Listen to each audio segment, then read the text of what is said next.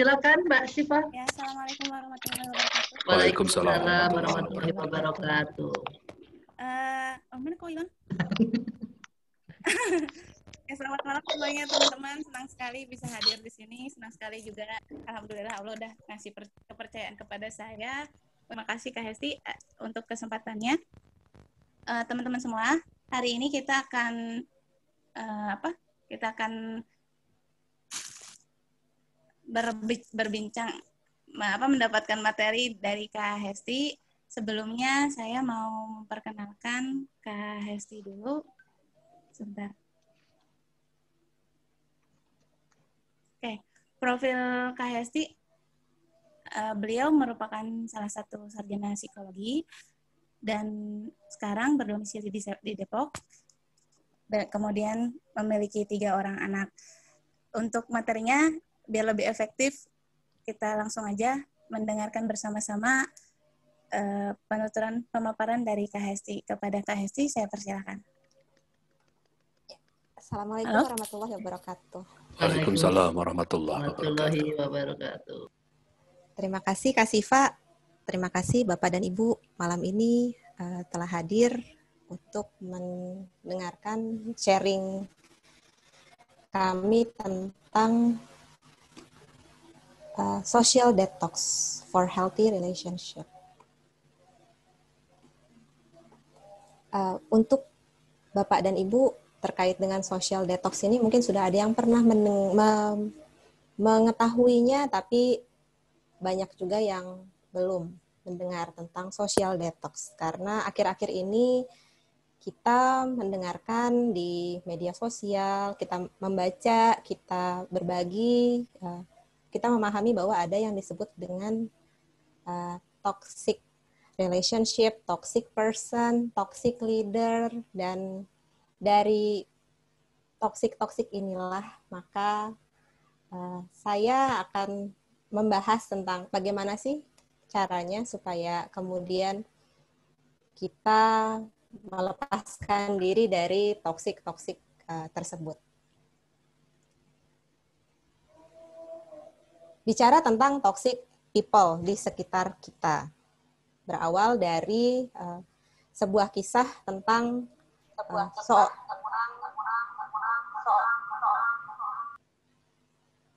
seorang psikolog yang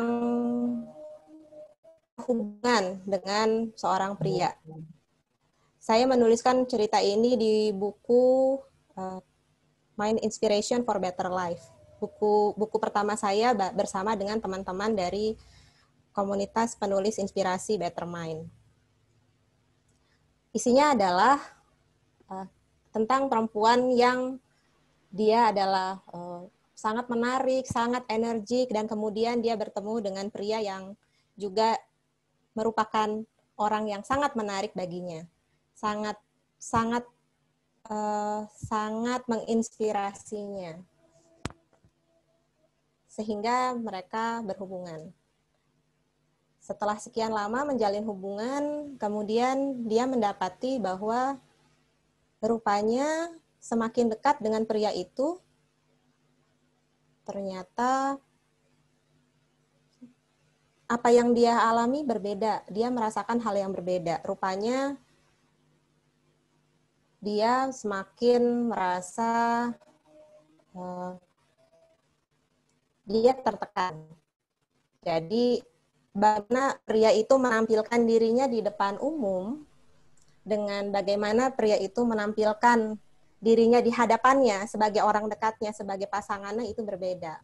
Menjadi kasar, menjadi tidak menghargainya, kemudian sering melecehkan. Dianya memiliki semakin lama semakin down, semakin meragukan apakah memang dirinya adalah perempuan yang dia ingat dulu sebagai perempuan yang menarik, perempuan yang menginspirasi, dan sampai pada satu titik di mana kemudian dia menyadari hubungannya itu tidak sehat. Karena laki-laki yang selama ini jadi pasangannya rupanya tidak, malah meracuni dia. Jadi memberikan efek-efek yang tidak menyehatkan bagi dia. setelah kemudian dia mencoba untuk mencari tahu apa yang terjadi pada dirinya, dia mendapati bahwa rupanya hubungan tersebut menjadi hubungan yang toksik. Pria itu menjadi toxic person bagi dirinya. Toxic person, apa sih sebenarnya toxic person? Toxic person ini, toxic adalah racun, seperti yang kita ketahui. Tapi apanya yang beracun? Pada saat kemudian saya menuliskan cerita ini, ada beberapa tanggapan kepada saya bahwa saat kita menyatakan seseorang itu beracun, apakah jangan-jangan orang tersebut melihat kita sebagai orang yang beracun juga? Orang yang toksik juga? Gitu. Sehingga kemudian pertanyaannya adalah apakah toksik ini melekat kepada orangnya, kepada personalitinya, kepada kepribadiannya, atau toksik itu melekat kepada hubungannya? Nanti akan kita jawab. Toksik ini setelah kemudian dari perjalanan saya untuk mempelajari tentang bagaimana sebuah hubungan yang toksik, rupanya toksik itu lebih terkait kepada hubungannya. Karena saat si A berhubungan dengan B, bisa jadi akan menghasilkan hubungan yang toksik.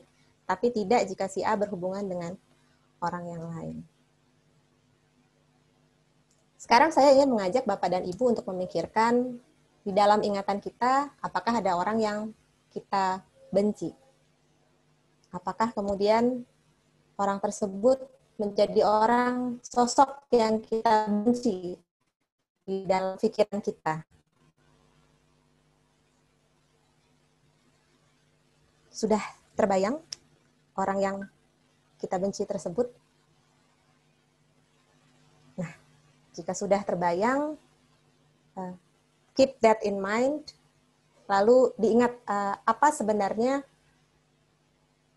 hal dari orang tersebut, apa yang terdapat dalam diri orang tersebut yang membuat kita membenci dia. Jika tidak ada orang yang Bapak dan Ibu benci, coba pikirkan misalnya saat Anda melihat orang ini. Kita tidak pernah bertemu dengan orang ini, tapi gambaran media membuat kita membenci dia, membuat kita memiliki bayangan tentang dia. Rupanya tidak hanya itu, Bapak dan Ibu. Di tengah-tengah ada orang yang membenci dia, ada juga orang yang memuja dia, meskipun belum pernah bertemu.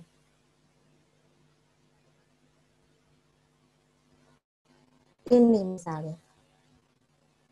Apa yang terfikirkan dari Anda saat melihat gambar ini?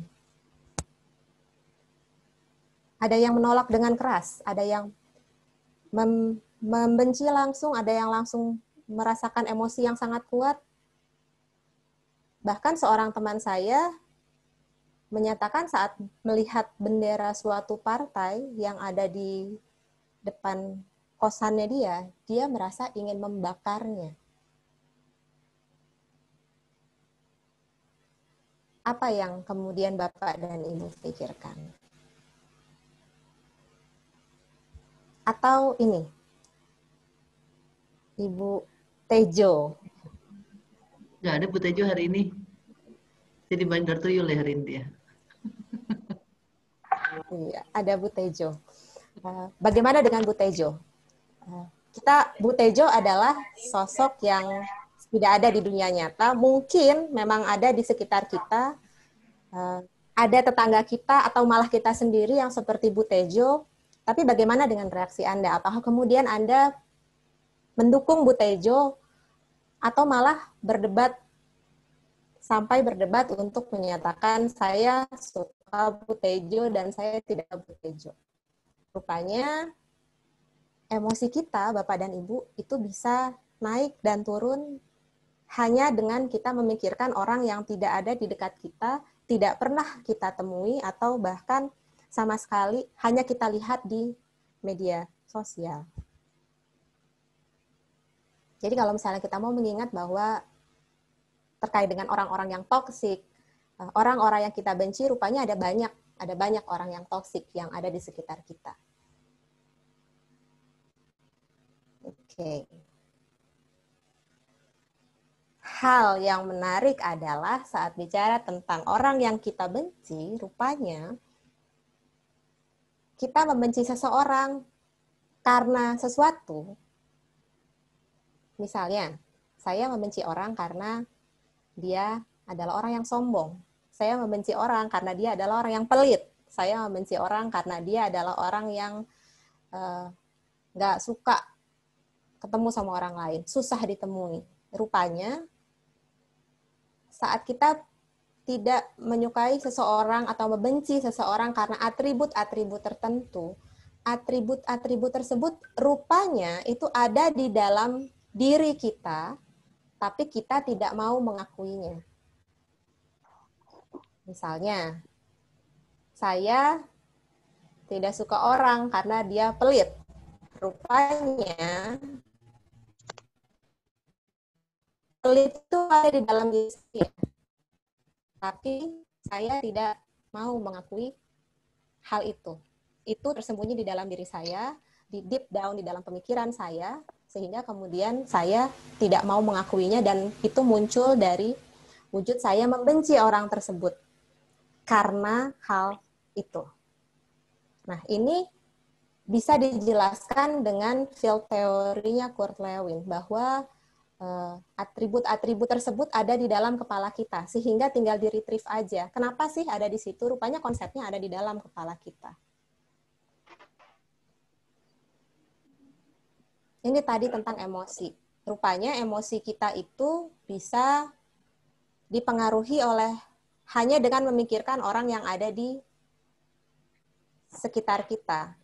Terutama terkait dengan orang yang toksik. Saat kita memikirkan teman kita atau seseorang yang ternyata tidak kita sukai. Saat kita memikirkan seorang atasan yang dia pergi ke kantor, kemudian dia marah-marah, pada akhirnya malah reaksinya adalah reaksi nyata di dalam tubuh kita. Reaksi nyata di dalam tubuh kita itu reaksinya misalnya rasa marah, rasa takut, rasa jijik, rasa benci, rasa malu. Nah, itu adalah reaksi nyata yang ada di dalam tubuh. Nah, ini adalah penelitian tentang peta emosi yang ada di dalam tubuh kita. Rupanya bisa tergambarkan bahwa rasa takut itu dampaknya nyata terhadap tubuh kita. Emosi-emosi yang ada di dalam tubuh. Sebenarnya benci itu kenapa sih? Benci itu rupanya bisa dijelaskan karena yang pertama kita merasa takut kepada orang lain. Yang kedua, benci karena kita merasa takut terhadap diri kita sendiri. Kemudian, benci itu karena kita kekurangan self-compassion. Self-compassion itu apa? Rupanya saat kita memiliki, kita berusaha untuk memahami. Kita seringkali berusaha untuk memahami orang lain, tapi kita tidak berusaha untuk memahami diri kita sendiri. Kita kadang-kadang kerap kali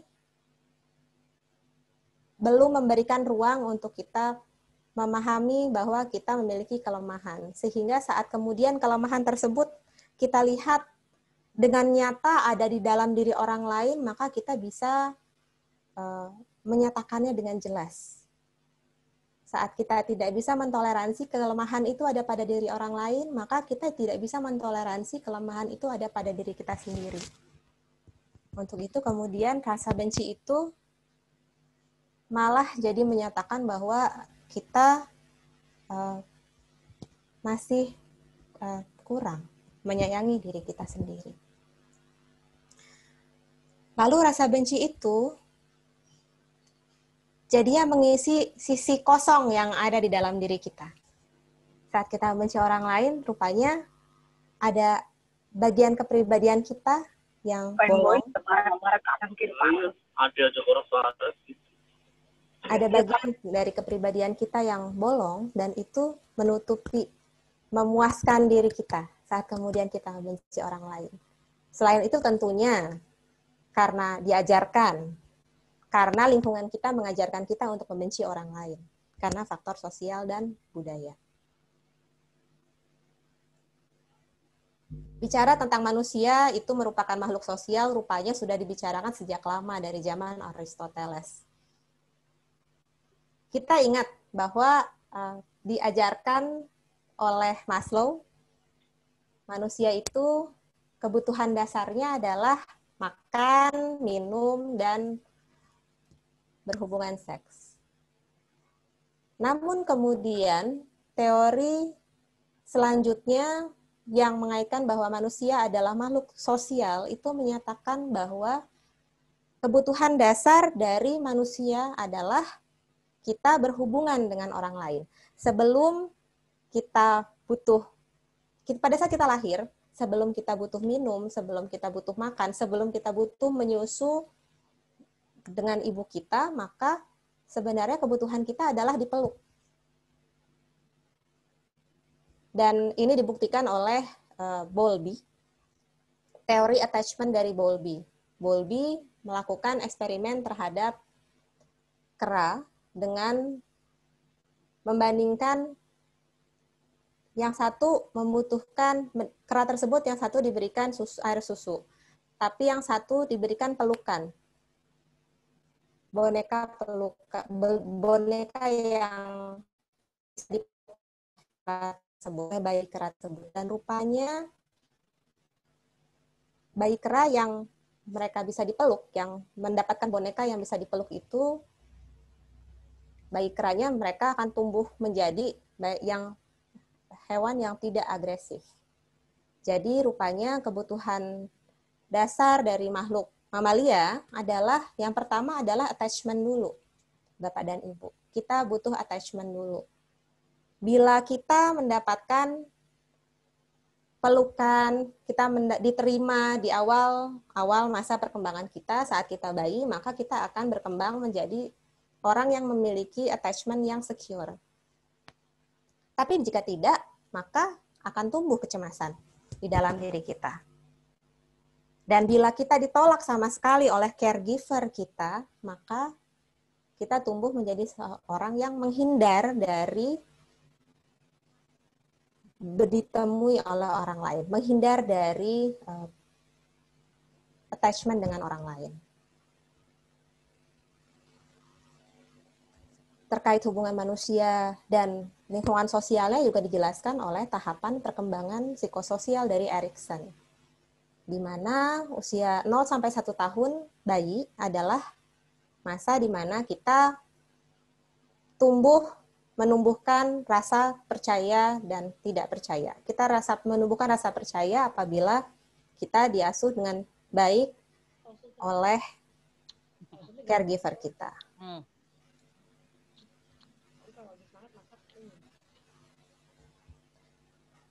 Penelitian terbaru dari Matthew Lieberman. Matthew Lieberman membuat sebuah buku tentang social pain. Social pain ini didasarkan dari sebuah penelitian tentang social rejection. Social rejection adalah di mana saat seseorang ditolak oleh orang lain, rupanya rasa sakit yang dialami oleh orang tersebut itu sama dengan rasa sakit yang dialami saat kita benar-benar tertusuk oleh sesuatu. Saat kita benar-benar mengalami luka. Jadi rasa sakit yang sama saat kita mengalami luka beneran, itu rasa sakitnya area di otak itu sama dengan saat kita mengalami luka sosial. Luka sosial itu misalnya kita di-reject.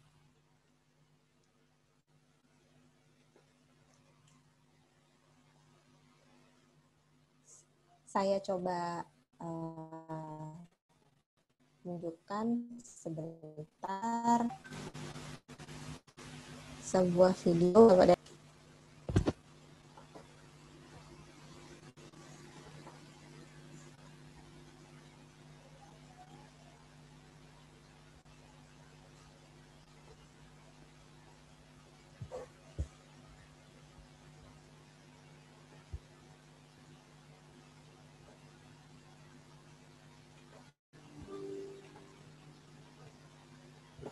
experiment designed by neuroscientist Naomi Eisberger can give us an insight into what's happening in the brain when we feel excluded.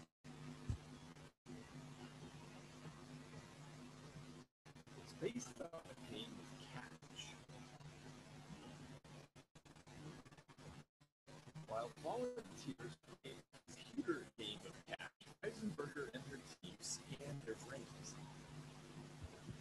The volunteers thought the other characters were Belum ke share ya? participants, but in fact they were just part of Udah Mbak. Udah ke share belum? Udah. Oh, udah. the computer program. The other characters played nicely, but after a while, they cut the volunteer out of the game Suaranya nggak kedengeran. and simply play between themselves. Nggak ada suaranya ya? Suaranya Kayaknya kecil, suaranya Bu. belum di-share deh kalau ngelihat dari ikonnya. Kecil suaranya. Pada saat waktu share screen nggak diklik itunya share computer voice.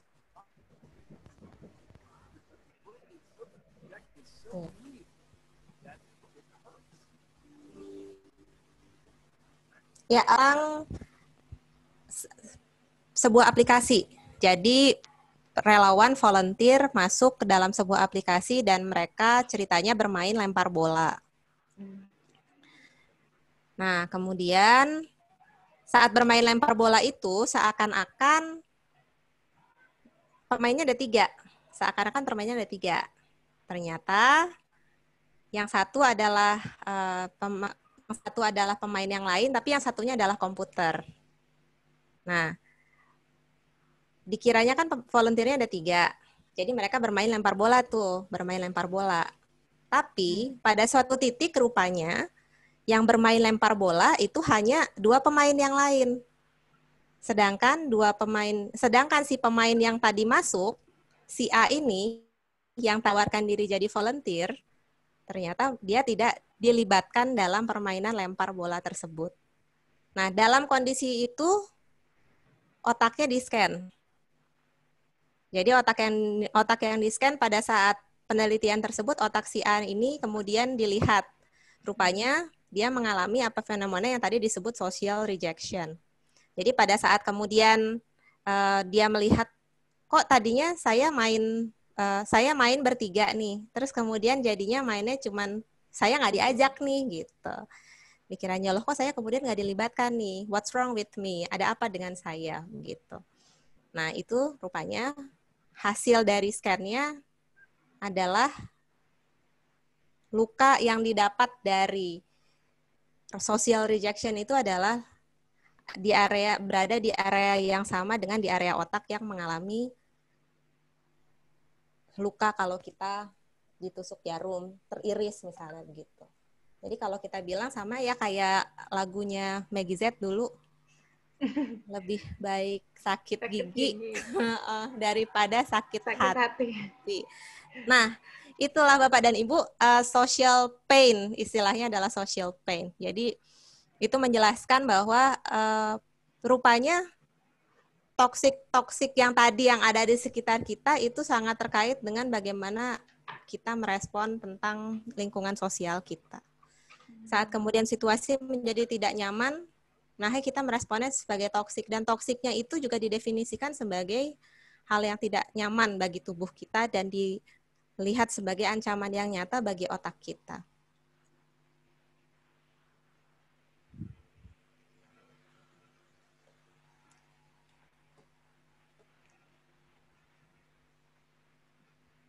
Oke. Ya. Jadi saat bicara tentang toxic person, toxic leader misalnya, ada yang mau bercerita Bapak dan Ibu pernah mengalaminya? Seperti apakah pengalaman tadi ketemu dengan orang yang tidak cocok, atau kalau mungkin waktu dosen, waktu kuliah gitu misalnya, silakan bisa share di komen. Oh, di komen. Okay. Ada yang mau share di komen? Ya. Atau mau share langsung. Bu Uti misalnya. Share langsung aja kali ya, lebih Iya. Jadi saya pernah ada pengalaman, pernah punya bos yang menurut kami, jadi bukan saya aja nih, satu bagian tuh merasakan kalau dia tuh toxic gitu loh. Gitu. Jadi setiap kali, jadi dia tuh memberi aura negatif lah di kantor, sampai kita tuh semuanya malas ke kantor gitu. Dan akhirnya, alhamdulillah dia dipindahin gitu. Jadi itu yang membebaskan kita gitu. Jadi pas kalau ada bos pindah, biasanya kita sedih. Kalau waktu bos itu pindah, kita langsung yeay gitu, malah bersuka cita gitu. Nah, itu pengalaman saya pernah dapat satu. Dan itu bukan hanya saya sendiri yang merasakan. Kalau saya sendiri merasakan, bisa jadi saya subjektif gitu kan ya. Tapi ternyata satu grup itu semuanya merasakan hal yang sama gitu loh dengan orang yang ini gitu. Berarti kasusnya toxic leader, Buti. Ya, dan itu sampai mempengaruhi juga apa namanya teman-teman tuh jadi ya pada turun ininya lah, motivasinya turun, jadi produktivitas turun, pada ini banget lah gitu jadinya. Ya, apa reaksi yang terjadi waktu itu? Apakah ada reaksi tubuh misalnya, atau kemudian jadi terkait dengan orang tersebut? Oh iya, saya aja sampai bukan stres ya, pokoknya berasa banget nggak nyamannya gitu ke kantor gitu, bawaannya tuh bawaannya pengen ya nggak nyaman aja, dan sampai satu saat tuh saya apa ya, sampai sesak napas gitu loh, asma saya kambuh gara-gara sebel orang gitu. Sampai segitunya gitu loh. Dan sampai puncaknya ya saya berantem, ada salah satu prinsip yang saya nggak suka gitu ya. Jadi waktu saya lagi bantah-bantahan sama dia, anak buah saya malah, ya Buti lagi berantem, kita makan aja yuk. Jadi mereka melihat saya berantem, mereka makan gitu, karena kita kebetulan rapat di restoran yang enak gitu. Jadi saya berdebat sama bos saya, anak buah saya langsung pada makan. Kita makan aja katanya gitu. Tapi untunglah sekarang dia udah pindah gitu, jadinya everyone happy. Jahat ya, tapi ya begitu dia pindah, orang bilang yay gitu. Gitu sih Mbak. Nah, thank you Buti. Ya, kalau dulu saya pengalamannya dengan seorang dosen. Jadi pada saat kuliahnya hari Rabu, Bu. Lalu kemudian setiap hari Rabu jadi sakit perut, pusing, gitu. Terus kemudian saya jadi nyadarin, waduh ini something wrong with me, gitu. Kalau kemudian misalnya di kasus toxic leader, kadang pilihannya adalah either dia yang keluar atau kita yang keluar. Nah, dalam hal ini pada akhirnya dia yang berpindah. Ada lagi satu lagi yang mau menceritakan tentang toxic, mungkin kisah yang toxic bisa jadi dari lingkungannya atau dari temennya yang mengalami pengalaman. Saya juga ada sih. Siapa tadi? Mbak? Saya ini malah teman saya sendiri. Aduh. Siapa? Bu Mufida, mangga Bu. Bu Mufida. Iya. Jadi gimana ini? Di mute, Bu. Kok nggak kedengaran suaranya? Ya, Mbak. Udah? Ya, udah. Iya. Jadi begini, saya kan lagi sakit. Padahal saya udah ngerasa ini hidung saya sakit terus nggak bisa mengecap. Nah, saya izin sama bos saya perlu swab karena saya lidah saya nggak berasa, terus penciuman saya nggak ini. Terus kalau di sini kan tergantung insuran. Jadi kalau company nggak mengcover insuran, kita tetap bayar utuh sekitar 35 KD itu mungkin hampir mau 1.750.000 begitu. Nah, mereka malah bilangnya, kenapa kamu nggak percaya sama government, rumah sakit government? Ya karena kita nggak di swab. Yang di swab itu hanya untuk manula sama orang yang udah nggak bisa jalan. Nah, saya kan nekat ya. Saya nekat swab ke private hospital, ternyata hasilnya positif COVID. Nah, udah kayak gitu malah, apa kabar kamu? Udah, saya boring di rumah. Udah, saya kasih tugas aja. Sama mereka malah dikasih tugas, suruh riset restoran buat bikin main course, appetizer sama dessert. Saya bilang, bos, saya ini lagi dalam keadaan sakit, gitu. Sudah kayak begitu teman saya yang dari Indonesia dulu, dia mungkin punya masa lalu, habis cerai terus dia itu kerja di salah satu company bos saya sebagai chef corporate. Nah, kenapa dia interview orang Indonesia juga, dia ngejelek-jelekin saya, bilangnya kamu Vida di sini dia menjelekkan saya sebagai pokoknya membicarakan kejelekan saya ke company. Nah, padahal dia sendiri yang memperlakukan diri dia sendiri seperti itu. Karena apa? Saya merasa tidak dianggap sebagai partner. Kan kami itu ada project buka restoran baru di suatu mall namanya Avenue. Nah, saya di sana ditugaskan sama bos saya, salah satu bosnya teman saya juga yang orang Indonesia itu, untuk support. Tapi dia nggak ngasih dokumen-dokumen yang seharusnya saya bisa untuk nge-training staff yang lain. Jadi kita berantem. Kamu kenapa? Bilangnya ini konfidensial, nggak boleh dikasih tahu. Akhirnya kan saya laporin ke bos saya. Kenapa dia nggak ngasih tahu? Sampai akhirnya saya dapat surat seperti surat authority kerja. Ini saya boleh masuk sampai costing pun saya boleh tahu. Prosedural saya tahu. Saya kasihkan ke dia, tapi dia nggak mau ngasih tahu. Sampai akhirnya saya kalau sama dia itu sampai mau muntah. Nah, itu cara menghadapi dia bagaimana. Sampai akhirnya saya ke psikolog bilangnya teman Anda itu mengalami borderline personality. Ya, saya bingung, Mbak. Gimana itu ceritanya jadinya. Dan saya sekarang masih dalam masa karantina, kurang 9 hari lagi. Jadi bingung. Mungkin kalau saya udah sembuh, saya langsung resign. Kebetulan masih ada opportunity baru, cuma saya mikir-mikir, wah di tempat kerja ini saya boleh browsing dan segala macam, bebas, trial gitu. Tapi kok setelah saya dalam keadaan sakit, bukannya saya disupport atau ya setidaknya dibilangin, ya butuh apa aja nanti saya support atau apalah. Saya juga nggak bakalan nyusahin mereka kan. Jadi rasanya kayak, loh kok saya nggak, pada saat saya down gitu dalam keadaan seperti ini di rumah. Terus nggak, kan sekarang di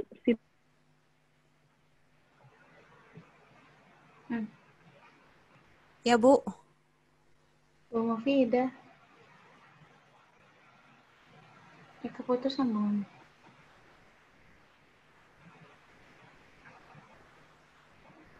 Hilang. Halo Bu Mufidah? Hilang. Hilang ada. kan? Oh, mungkin ininya lagi nggak bagus kali. Sinyalnya mungkin. Iya, saya sambil boleh dibaca Mbak Syifa? Boleh, Kak. Di komen kayaknya sudah banyak. Udah ada beberapa pertanyaan ini juga tanggapan. Ya. Ini saya bacakan dulu ya, Kak ya. Pertama ada beberapa pertanyaan yang sudah saya rangkum. Yang pertama dari Kak Asriana. Atribut itu ada dalam diri sebagai sebuah konsep. Tidak berarti bahwa atribut itu telah menjadi perilaku kita kan, Kak? Nah, ya, itu... langsung dijawab ya Mbak ya. Ya. Jadi atribut itu ada di seperti vocabulary yang ada di kepala kita. Jadi kan otak kita ini sebenarnya terdiri dari banyak kamus bahasa begitu, dengan perilaku-perilaku yang sebenarnya terkait dengan bahasa tersebut. Jadi saat kita bilang kita marah, saat kita bilang kita sedih, atau orang yang misalnya saya bilang sombong, dengan Mbak Syifa bilang orang sombong bisa jadi berbeda. Tentunya berbeda, ya.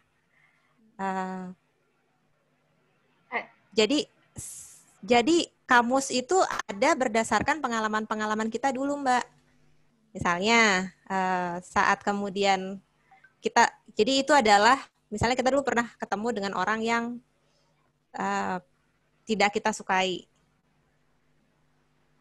Contoh, misalnya entah itu di lingkungan kita, entah guru kita, entah teman kita atau mantan pacar kita misalnya begitu, sehingga pengalaman-pengalaman itu membentuk suatu konsep yang ada di diri kita. Jadi tidak membentuk jadi diri kita, tidak mesti muncul di perilaku kita. Gitu. Tidak mesti muncul di perilaku kita, tapi ada di dalam konsep yang ada di kepala kita, gitu. Jadi itu berupa masih konsep ya, bukan perilaku. Oke, selanjutnya Kak dari Kak Bandar Tuyul, ini siapa ya? Ketika social rejection ini apakah bisa menimbulkan trauma? Bisa menimbulkan trauma kalau kemudian itu sudah terjadi, misalnya jangka waktunya sepanjang, terjadinya waktu kita kecil misalnya, atau waktu kita kuliah usia 20 tahun. Sekarang kita udah 40 tahun Om Obi kita. Anda misalnya. Jadi itu berarti selama 20 tahun kita mengalami, 20 tahun yang lalu kita mengalami social rejection, tapi sampai sekarang kita masih ingat rasanya, kita masih ingat kejadiannya, kita masih ingat rasanya disakiti begitu. Kalau rasanya itu misalnya seperti tertusuk duri misalnya, seperti apa misalnya? Kalau kita mengalami social rejection, aku sakit hati banget. Nah itu tuh, tapi terjadinya bertahun-tahun yang lalu, baru terjadi, bukan terjadi kemarin. Nah itu sudah bisa dikatakan sebagai trauma. Jadi social rejection sangat bisa menimbulkan trauma. Atau Om Obi mau menceritakan ceritanya gimana nih Om Obi? Silahkan Bandar Tuyul. Obi, ada Kak Obi? Oh, katanya di sana sedang berisik, Kak. Oh ya, berarti kita lanjut dulu ya ke yang selanjutnya. Oke, ini dari Kak Luki. Mohon izin bertanya. Mengenai social rejection, semisal kita menjadi pelaku social rejection, katakanlah kita sebagai orang yang bermain dengan kelompoknya sendiri. Apakah ada batasan yang wajar dalam social rejection? Kita tuh tidak bisa dalam hidup kita terhindar dari melukai orang lain. Jadi betul sih, betul. Kita kadang bisa menjadi pelaku social rejection. Jadi yang perlu disadari adalah sebenarnya saat kita mengalami social rejection, kita juga menyadari bahwa hal itu bisa kita lakukan kepada orang lain. Ada orang yang ini yang kemudian disebut sebagai merasa dirinya sebagai korban. Saat kemudian ditolak, lalu kemudian dia merasakan sakit itu, kemudian dia bawa-bawa.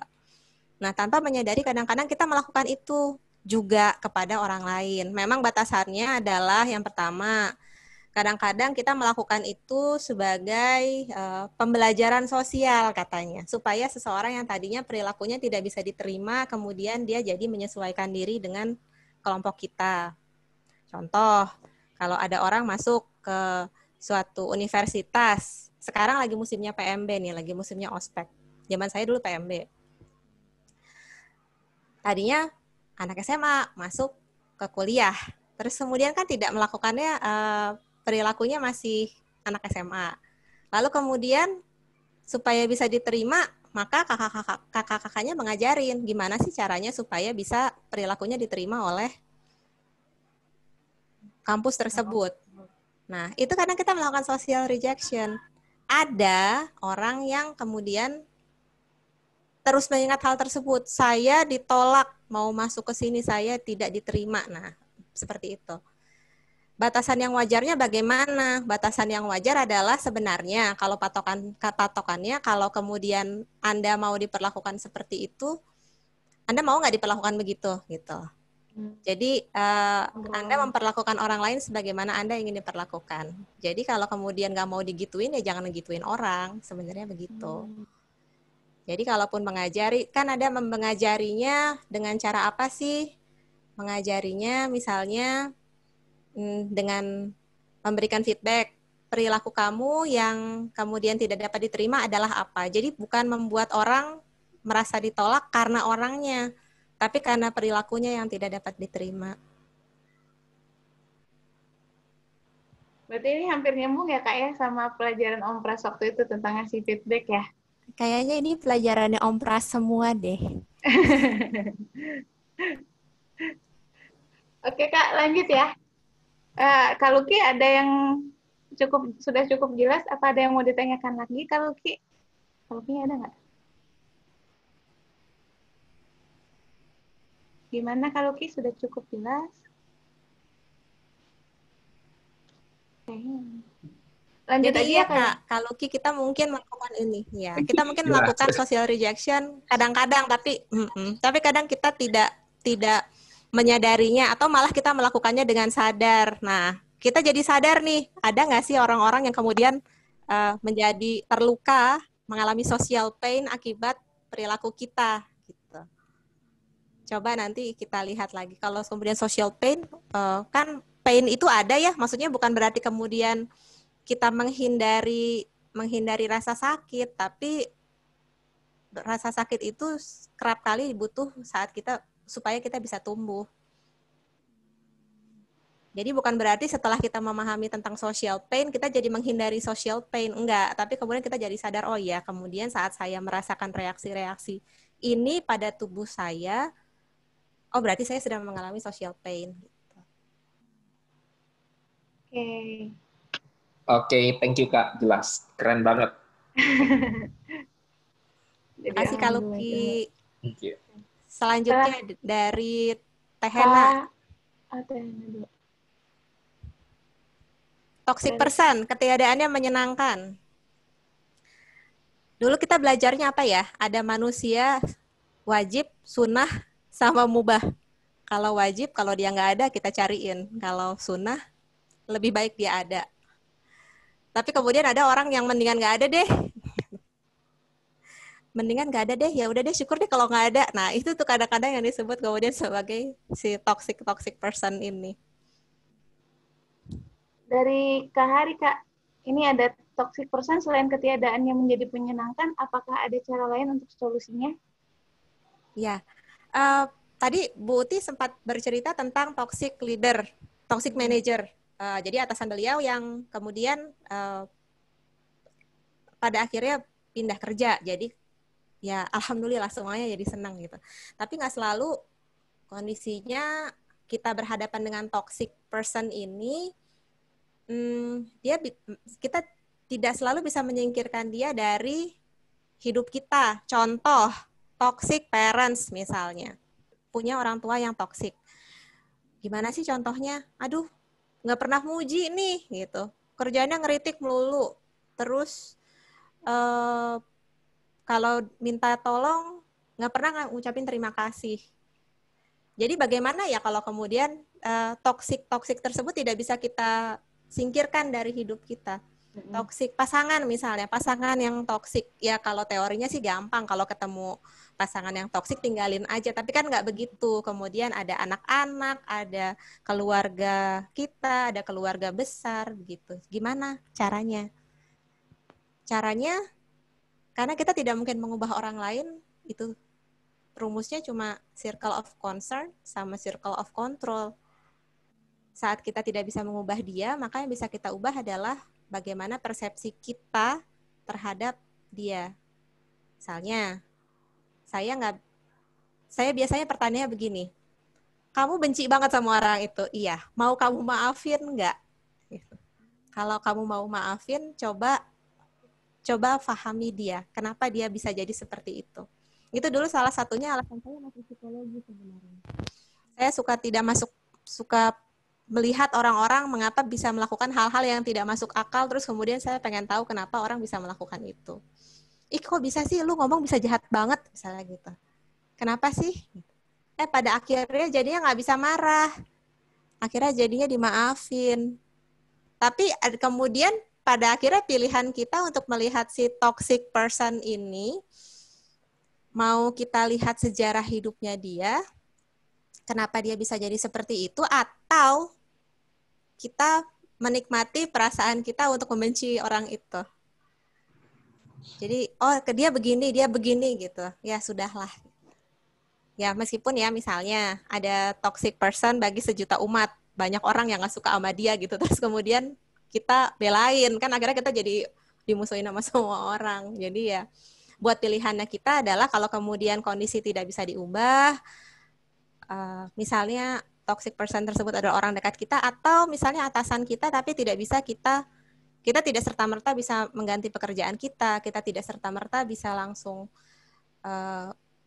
kita yang keluar dari pekerjaan misalnya seperti Bu Mufidah begitu, punya alternatif pekerjaan yang lain, maka yang bisa kita lakukan adalah kita bisa mencari tahu apa yang terjadi pada orang itu, sehingga kita bisa mengubah persepsi kita terhadap dia, terhadap si toxic person itu. Karena reaksinya kan, toksiknya ini reaksinya yang merasakan kita langsung merasakan reaksi tubuh kita terhadap kehadiran orang itu. Jadi yang menderita kita nih.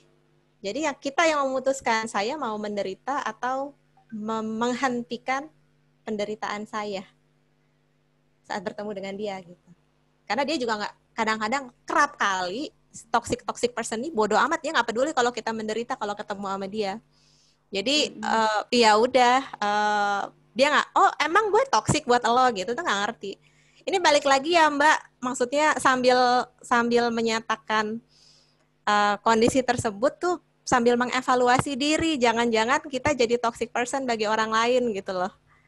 Jadi karena tadi toxic tuh melekat bisa jadi bukan hanya pada kepribadiannya, tapi pada si orang, hubungannya. Gitu.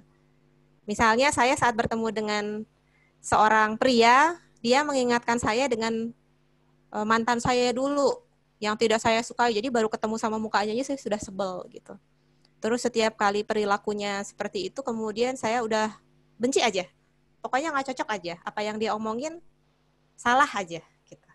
Setiap mau ketemu, saya sakit perut aja. Nah itu tuh kadang-kadang tidak, itu yang tadi, yang tadinya adalah toksiknya jadi toxic relationship.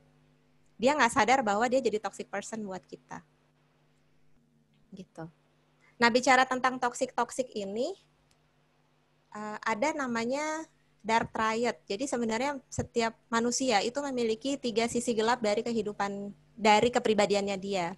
Yang pertama adalah orang yang dia membanggakan dirinya sendiri. Kadang kita senang ya, maksudnya orang yang bangga akan dirinya. Nah itu setiap orang punya tuh sisi itu, salah satunya. Tapi memang kita perlu membanggakan diri kita, karena kalau enggak dikit-dikit kita minder. Lalu yang satu lagi adalah orang yang kadang berbohong saat dia, jadi dia tidak jujur saat dia menyatakan sesuatu.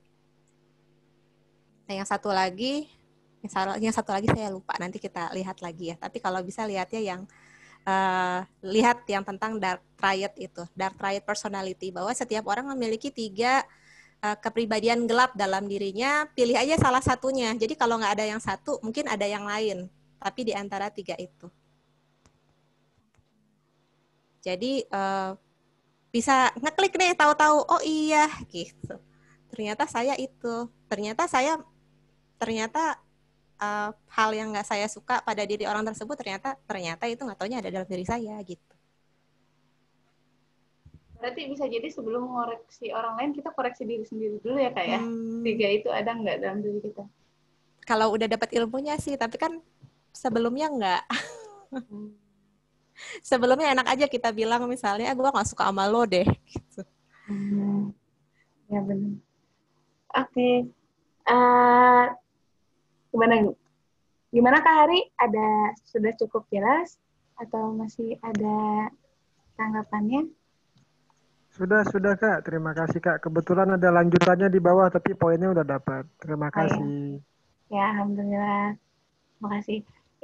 Lalu ini ada tanggapan dari Kak Rita Pasaribu. Semua orang pasti merasakan toksik perilaku. Sungguh menyebalkan. Tapi saya ingin menggarisbawahi bahasan dari Mbak Hesti, inner yang mana yang duluan keluar. Jelas kita harus istiqomah mempertahankan inner pada diri kita. Karena rugi jika kita harus melayani perilaku yang tidak membuat kita lebih maju dalam kebaikan. Ya, betul. Jadi saat kita kemudian berfokus kepada hal-hal yang menjadi kekuatan diri kita, maka yang kita lihat di orang lain adalah kekuatan dirinya juga. Misalnya terlepas dari kalau saya merupakan praktisi talent mapping, ada 34 tema bakat, ada 114 kekuatan. Ada banyak kekuatan dari diri orang itu, tapi kenapa yang kita lihat kelemahannya aja gitu.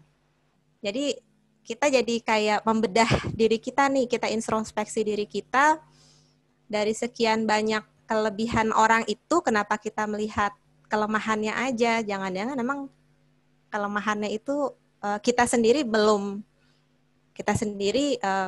mentoleransi kelemahan yang ada dalam diri kita. Jadi kita membedah lagi, kita introspeksi lagi nih. Kita sendiri ngelihat diri kita gimana sih? Gitu. Kita ngeliatin kekuatan diri kita apa kelemahan diri kita. Terus kalau kemudian kita punya kelemahan diri itu bisa kita terima apa enggak? Bahkan jangan-jangan pada diri sebagian orang yang saya kenal, kekuatan diri pun dia lihat sebagai kelemahan. Jadi dia nggak terima bahwa dia punya kekuatan itu. Gitu. Lanjut Kak, ini ada yang nanya lagi dari Kak Tias.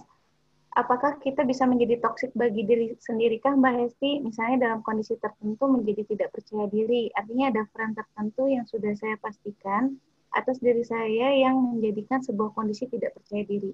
Apakah itu bisa disebut juga sebuah toksik dalam hal relation dengan diri sendiri? Apakah kita bisa menjadi toksik bagi diri sendiri? Jawabannya bisa. Pertanyaannya mau apa enggak?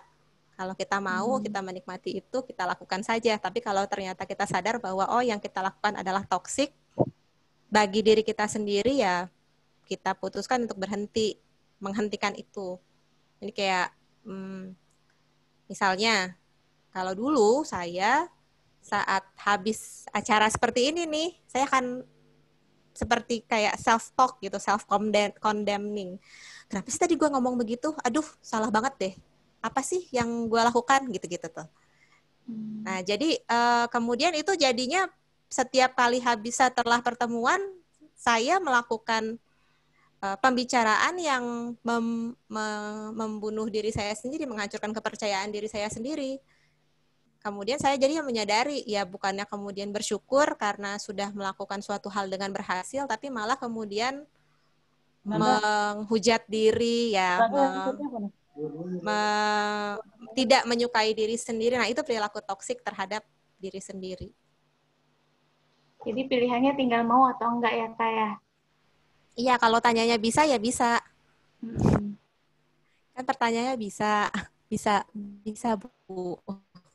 Kak Tias, bagaimana Kak Tias? Oke. Penjelasannya sudah jelas?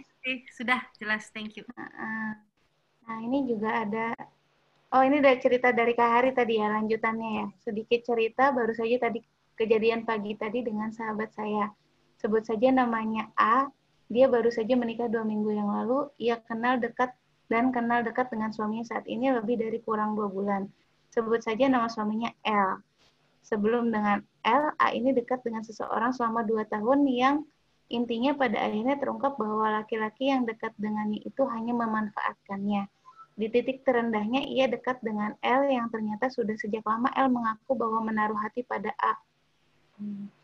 L langsung mengajak menikah. 2 bulan setelah kedekatan itu, mereka langsung menikah. Namun, toksiknya sebenarnya mulai muncul sejak seminggu sebelum menikah. L suka menanyakan masa lalu A. Pernah dekat dengan siapa saja dan pernah ngapain aja. Puncaknya setelah mereka menikah, L suka membaca semua chat di HP yang berhubungan dengan masa lalu A, terutama laki-laki yang pernah dekat dengan A. Sontak, L menjadi overthinking dan menuntut ingin diperlakukan lebih baik dari yang pernah A lakukan bersama mantan-mantannya. Dan A sekarang sangat tidak nyaman. Itu yang jadi ini contoh dari munculnya, kita kadang nggak ngeh bahwa orang tersebut toksik sampai kemudian kita berhubungan dekat sama dia. Karena munculnya perilaku toksik ini biasanya baru ketahuan saat orang tersebut sudah berhubungan dekat, sudah merasa nyaman. Ini sebagai contoh misalnya kalau toxic manager saat kebawahannya saja dia melakukan perilaku toksik. Tapi kalau ke rekannya yang lain enggak, baik banget. Kalau ke atasannya apalagi. Terus kalau di luar lingkungan kerja, orang ngelihatnya sebagai orang yang murah hati. Pasangan juga begitu. Pasangan berperilaku toksik saat berhadapan sama istrinya atau suaminya. Jadi kalau mau dibikin adil, toksik ini bukan hanya istri saja mendapatkan suami yang toksik, tapi ada juga kasus-kasus di mana suami mendapatkan istri yang toksik. Cuman balik lagi, tadi terkait dengan self-compassion kita. Toksiknya pasti ada sebab ya. Buat teman yang sudah belajar inner child itu ada yang kemudian membentuk orang menjadi butuh dia, orang yang suka disakiti, orang yang suka menyakiti orang lain, orang yang suka membuli orang lain gitu. Perilaku bullying itu dilakukan juga bukan hanya waktu zaman kita sekolah, waktu kita di kantor, bahkan juga di rumah tangga. Nah, rupanya orang-orang yang baik pembuli maupun orang yang dibully, jadi kalau kemudian namanya bullying kan ada yang pembuli, ada yang dibully. Kalau enggak, bulinya sendirian, enggak mungkin. Perilaku bullyingnya cuma bertepuk sebelah tangan, jadi nggak mungkin terjadi. Nah, itu karena masalahnya dengan konsep diri. Yang pertama, orang yang kemudian dibully itu dia mengiyakan bulian tersebut. Contoh, jelek banget sih lu, gitu. Terus kemudian ternyata dulu memang disebut dari kecil sampai besar, keluarganya tuh manggil dia jelek gitu. Jadi nggak pernah dibilang cantik. Yang dibilang cantik kakaknya. Oh, yang ini mah cantik, oh yang ini jelek. Jadi pada saat kemudian dibully jelek, diiyakan. Saya memang jelek, saya tidak berguna, saya tidak berdaya, begitu. Nah, si kata-kata yang tidak memberdayakan itu diulang-ulang sehingga kemudian bully-nya jadi accepted. Jadi kalau misalnya kemudian perilaku toksik juga begitu. Jadi toksik saat ketemu pasangannya. Jadi ada orang yang kemudian pasangan untuk dikasih perilaku toksik itu. Kalau enggak, maka nggak jadi tuh. Hubungannya nggak jadi tuh. Nggak jadi hubungan yang toksik. Karena apa? Saat orang kemudian mau, kok lu enak banget sih buat ngehina-hina gue gitu. Nggak jadi deh dikasih, nggak jadi deh dibully gitu. Oh ternyata bukan pasangan saya nih. Gitu. Nah, pada akhirnya baliknya sih sebenarnya ke diri kita. Apakah kita kemudian mau menerima kalau kita diperlakukan dengan toksik? Apakah kita mau menerima kalau diri kita terus-menerus berada di dalam hubungan yang toksik? Apakah kita mau menerima kalau kita ketemunya dengan orang yang toksik terus gitu? Dan jadinya kayak sangat tidak memberdayakan. Kita yang memutuskan hidup kita mau begini terus apa enggak. Jadi keputusannya adalah nantinya kita bersedia mengubah orang itu apa enggak. Kalau ternyata effortnya terlalu besar buat mengubah orang itu, ya nggak bisa gitu. Mungkin nggak kalau kemudian kita melepaskan diri dari orang itu. Kalau kita memang nggak bisa melepaskan diri dari orang itu, ya persepsi kita yang diubah. Jadi sebenarnya dengan mengubah persepsi kita bisa serta-merta menjadi berdaya. Jadi mungkin mengubah persepsi kitanya ya Kak ya, mengenai orang itu. Mengenai diri kita juga Mbak. Jadi apakah kemudian diri kita mau terus-menerus dijadikan korban dari perilakunya dia. Sebenarnya kemudian kita mengevaluasi diri, apakah apa yang ada pada diri saya sehingga dia terus-menerus melakukan hal tersebut kepada saya. Jadi apa yang bisa diubah dari bagaimana cara saya merespon perilaku dia. Oke. Kalau kemudian tidak, dan yang paling penting adalah dalam hal toxic relationship ini, terutama kalau yang kasusnya lumayan parah, misalnya terjadinya di dalam rumah tangga, terjadinya dengan orang tua, perlu ada orang-orang yang bisa membantu, jadi supporting group, orang yang bisa menjadi alternatif, karena kadang hubungan yang toksik tuh mencandu itu setelah kita diperlakukan toksik selama bertahun-tahun tuh kita mikirnya kayak pengen balik lagi deh gue gitu, kayaknya dia melakukan itu karena dia sayang deh, tapi kan cara dia menyayangi saya seperti itu gitu, jadi balik lagi, bawahnya nanti balik lagi. Nah itu yang perlunya ada supporting group untuk supaya istiqomah. Misalnya kalau saya memutuskan untuk pergi, saya pergi. Oke. Gimana Kak Hari?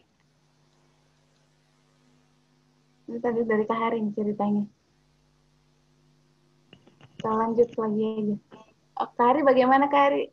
Penjelasan Sudah Kak. Ya, lengkap, tadi ya. poinnya kan lanjutan yang tadi dapat. Terima kasih Kak Hesti. Terima kasih Kang Hari. Nah, ini ada tanggapan juga nih Kak Hesti dari Kak Alin Rosida. Saya lebih khawatir saya yang jadi toksik untuk orang lain. Dan diiyakan oleh Kak Obi ya, Bandar Tuyul tuh. Terus Mbak Alin. Terus ada lagi rejection asal bukan dari significant person masih lebih mudah diterima. Itu. Iya, significant person itu kan orang yang dekat dengan kita, orang yang relevan bagi kita, orang yang pendapatnya kita dengar. Ya jadinya nanti betul masih bisa kita terima. Ya itu di luar jangkauan saya, nggak usah jadi concern saya. Terus ini dari Kak Obi, karena pernah dengar tentang manusia mampu menilai rasa sakit. Nah, apakah dengan menilai ini bisa menjadi toxic person? Menilai rasa sakit. Manusia itu kan punya namanya defense mechanism tuh, mekanisme coping, mekanisme mempertahankan diri. Caranya setiap orang beda-beda, tapi misalnya contohnya regression. Dalam satu kondisi kita kadang pengen juga kembali ke masa lalu kita untuk kita mengingat-ingat bahwa kalau kita sekarang kondisinya tidak menyenangkan, kita ingat zaman kita waktu masih di pangkuan ibu misalnya, masih sekolah, masih taman kanak-kanak, kerjaannya main ayunan aja. Nah itu regression, mundur ke masa lalu. Tapi kalau kemudian itu dilakukan terus-menerus, jadinya toksik, jadinya sakit, kitanya jadi orang yang sakit. Lalu kemudian misalnya denial, menolak suatu kondisi. Menolak suatu kondisi ini ada ceritanya. Seorang teman saya kehilangan suaminya mendadak saat Lebaran Idul Fitri hari kedua. Lalu kemudian ia berkelana di media sosial, di Facebook dengan menggunakan akun suaminya. Jadi ghosting jadinya. Jadi kayak dia dengan menggunakan nama suaminya, kemudian dia menyapa teman-teman suaminya gitu. Rupanya yang terjadi adalah dia denial bahwa suaminya tuh udah nggak ada. Sampai kita biarkan saja teman saya ini, karena dia rupanya tidak menggunakan ruang untuk berduka. Jadi waktu untuk berduka tidak dia pakai karena kehilangannya mendadak. Baru kemudian suatu ketika dia menghubungi saya dan bertanya, anaknya kok nggak terima ya kalau bapaknya nggak ada. Nah, di satu titik kemudian baru tuh saat kemudian dia bertanya kepada saya, baru saya kasih tentang kenapa perlunya kita berkabung. Kita perlunya memberikan waktu untuk berkabung. Nah, ini denial. Jadi kalau denial itu dilakukan terus-menerus dan kita hanya menggunakan satu mekanisme coping, mekanisme pertahanan diri misalnya. Ntar denial lagi. Nanti jadinya ada istilahnya. Istilahnya apa ya? Saya lupa. Pathological liar. Pathological liar itu orang yang berbohong patologis. Nanti ketemu yang ini dia bikin kebohongan yang satu, terus dia bikin kebohongan yang lain. Terus nanti jadinya kebohongannya jadi tambah besar. Gitu. Lanjut Mbak. Kayak dari Toxic person. Dari Kak Asriana lagi nih. Bagi diri yang telah merdeka, apakah masih ada toxic person baginya? Toxic person ini kadang muncul saat dia mengingatkan kita kepada orang-orang di masa lalu. Contoh, ibu saya tidak pernah memuji saya. Lalu kemudian saat bertemu dengan orang yang sulit banget untuk memuji, wah kita sebel banget. Jadi kita kayak ke klik gitu dengan orang tersebut. Susah banget sih buat muji gitu. Oh ternyata itu di apa yang dilakukan oleh orang tua kita di masa lalu kita. Tapi kan tidak mungkin ya membenci ibu, membenci ayah misalnya. Tapi akan lebih mudah kalau kita membenci orang lain yang rupanya itu serupa dengan apa yang terjadi di masa lalu kita, di masa kecil kita. Atau misalnya saya tidak ketemu toxic person pengkhianat misalnya. Cowok yang playboy, yang kerjaannya main perempuan begitu, terus kita jadinya sebel banget sama dia. Rupanya kita dalam suatu masa di hidup kita dulu pernah dikhianati. Nah itu kemudian pengkhianatan itu jadi membuat topik yang relate buat kita, sehingga itu jadi toxic buat kita. Orang tersebut jadi toxic buat kita. Gimana Kak Kalau Asriana? kayak batuk ada obatnya, kalau ada obatnya. Iya. Kak Asriana gimana, Ibu? Oh, Ibu ya. Oh, Ibu. Mbak Siva juga Ibu. Kak Asriana gimana Kak? Sudah jelas? Lanjut ya. Lanjut aja. Oke. Dari Kak Firman, kalau kayak batuk ada obatnya, kalau toksik ada obatnya nggak Kak? Nah, kalau toksik ada obatnya, makanya kita lagi ngomongin social detox, tapi belum lanjut nih. Kita lanjut aja dulu ya. Ya. Bahas toksiknya panjang.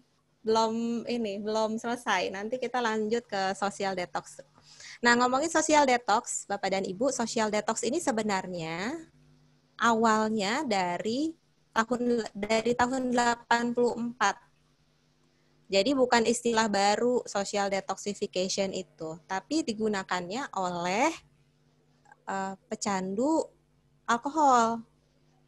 Jadi rupanya setelah dicoba berkali-kali, kok pecandu alkohol ini balik lagi ke panti rehabilitasi gitu. Udah dikasih obat, tapi kemudian nggak efektif pengobatannya. Nah, social detox ini kemudian menjadi metode pengobatan non-obat. Non-obat itu dievaluasi nih, gimana sih lingkungan sosialnya. Nah, terus kemudian menciptakan lingkungan sosial yang suportif supaya orang yang bersangkutan pelan-pelan bisa lepas dari lingkungan dia yang lama. Jadi rupanya istilah social detox ini jadinya digunakan bukan dilakukan oleh kalangan medis. Jadi bisa dilakukan oleh kalangan yang non medis. Misalnya pekerja sosial, lalu kemudian kalau kita mau di pesantren gitu. Atau kemudian di lingkungan-lingkungan yang bukan pekerja medis. Nah, pendekatannya benar-benar tidak menggunakan obat. Makanya akhirnya disebutnya social detox.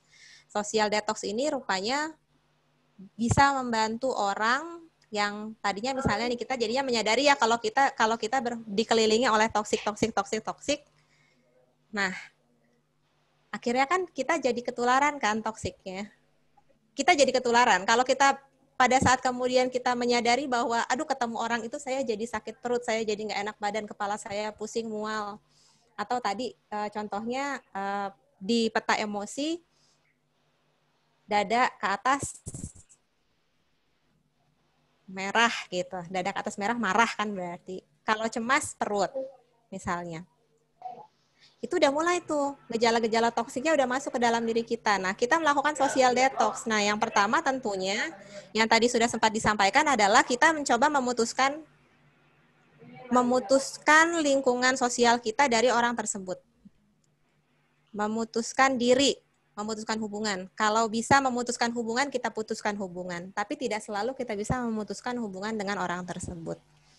Kemudian kita evaluasi apakah lingkungan-lingkungan sekitar kita mengingatkan kita kepada orang-orang yang toksik itu. Jangan-jangan kalau kemudian kita punya teman si A toksik, si B toksik, si C toksik begitu. Ya berarti kita mesti keluar dari lingkungan itu. Jadi kayak teman gue itu orangnya jutek banget deh. Terus yang satu lagi dibilangin kalau teman gue yang itu tuh kalau ngomong kayak nyebelin banget. Nah, maksudnya lingkungan-lingkungan itu berarti lingkungannya kemudian menjadikan kita nggak sehat gitu. Kita setiap hari mengeluh, kita setiap hari komplain terhadap orang-orang yang ada di lingkungan kita. Tapi kan masih tetap jadi teman kita gitu. Jadi itu sebenarnya pilihan kita. Tetap nggak sih mau berada di lingkungan tersebut apa enggak. Tapi ya sebagaimana kita tahu nggak selalu kita keluar, kita semudah itu keluar dari lingkungan tersebut. Yang pertama misalnya pekerjaannya sangat memberikan bayaran yang sangat tinggi misalnya. Jadi nggak mungkin juga dong keluar dari pekerjaan tersebut meskipun lingkungannya toksik. Yang kedua, hanya cukup menunggu sebentar lagi sampai kemudian saya terbebas dari lingkungan toksik itu. Misalnya, atasan saya tidak selalu menjadi atasan saya. Suatu saat dia bisa berpindah tempat atau kemudian saya yang menjadi atasannya dia. Atau kemudian saya akan berpindah ke bagian lain atau dia yang berpindah ke bagian lain. Nah, ini biasanya terjadi di PNS. Jadi dirotasi, lingkungannya dirotasi. Nah, pada saat kemudian kita menyadari itu, kita menyadari bahwa kondisi ini tidak akan bertahan selamanya. Nah, itu sudah bisa cukup membantu kita untuk yang perlu saya lakukan adalah saya bisa bertahan sampai kondisi ini selesai ya kira-kira 1-2 tahun lagi. Bagaimana caranya supaya dalam 1 tahun dan 2 tahun lagi saya bisa bertahan. Nah, itu tadi nanti dikasih tahu caranya. Lalu? Ada lagi? Ada, kalau yang nanya masih ada, Kak. Terus ada dari Kak Obi. Di gitu aja baper. Adakah kesamaan dengan vicarious trauma yang misal ada efek sakit perut, mual, muntah, gundah gulana ketika mengingat? Salah satunya itu, reaksinya salah satunya itu. Bisa sampai mual dan muntah. Bisa sampai mengubah diri jadi state yang lain. Misalnya, tahu-tahu muncul dalam kondisi sangat stres, kita kemudian berubah menjadi anak kecil. Atau berubah menjadi nenek-nenek, berubah menjadi kakek misalnya begitu. Bisa jadi sampai begitu. Terus dari Karina Febriana, PR besar itu menghadapi toxic person yang memiliki otoritas seperti suami atau istri, ortu, saudara kandung, atasan, teman dekat. Semakin dekat hubungan, semakin tinggi tingkat pedihnya. Bagaimana cara untuk menyembuhkan kepedihan itu? Caranya yang pertama tadi adalah tidak ada cara lain selain mencoba memahami mengapa hal itu terjadi kepada mereka. Tapi sebelumnya kita perlu menjaga jarak dulu dari orang-orang tersebut. Misal saat kita sudah dewasa dan kemudian kita perlu keluar dari rumah, maka kita keluar dari rumah. Jadi misalnya kita dibesarkan oleh lingkungan yang toxic parents misalnya. Jadi kemudian saat kita bisa kita pindah. Kita mencari figur orang tua yang kemudian menurut kita lebih sehat. Itu bisa, karena itu pilihan. Lalu kemudian saat kita sendiri sudah berhasil membersihkan racun-racun di diri kita mencoba memahami si orang tua, saudara, pasangan, kenapa sih hal itu terjadi pada diri mereka. Nah, saat kita mencoba memahami, itu kita satu step untuk memaafkan. Sehingga kemudian pada saat perilaku yang sama dilakukan oleh orang yang sama, tapi bagaimana cara menerimanya kita sudah berubah. Nah, itu jadinya akan sangat membantu. Membantunya adalah ya kita sudah tahu lah, kita sudah memaafkan gitu. Oh ternyata dia begitu. Lalu kemudian bisa jadi mencari sudut pandang dari orang ketiga. Sudut pandang dari orang ketiga adalah benar nggak sih perilaku dia kepada saya begitu. Kalau memang ternyata tidak benar, misalnya pasangan mengalami KDRT. Menurut kita selama ini nggak apa-apa. Iya memang abis dianya memang orangnya begitu. Aduh kasihan. Tapi kitanya dipukulin, kitanya disakiti terus. Nah kita mesti mencari orang ketiga. Benar nggak apa yang dia lakukan terhadap saya? Gitu. Karena kalau kemudian sudah tindakannya adalah sudah menjurus kepada kekerasan fisik, nah itu sudah banyak yang sudah sebenarnya tidak bisa ditoleransi. Cara menyembunyikan kepedihan. Iya, pedih. Yang paling bisa kita lakukan adalah yang pertama melakukan penerimaan, self-acceptance terhadap yang pertama kita menerima dulu kondisi tersebut bahwa itu terjadi pada diri kita. Itu akan lebih baik daripada kita menolak, mendinai kondisi tersebut. Setelah kita menerima, baru kita mencari upaya untuk mengubah kondisi tersebut.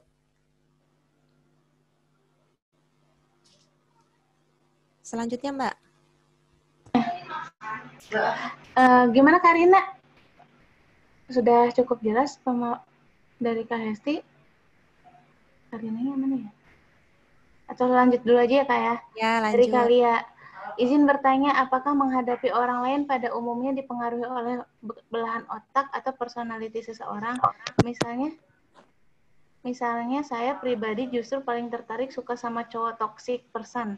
Suka dalam arti tertantang untuk memahaminya. Justru pada orang yang sudah di area aman rasanya saya biasa-biasa aja.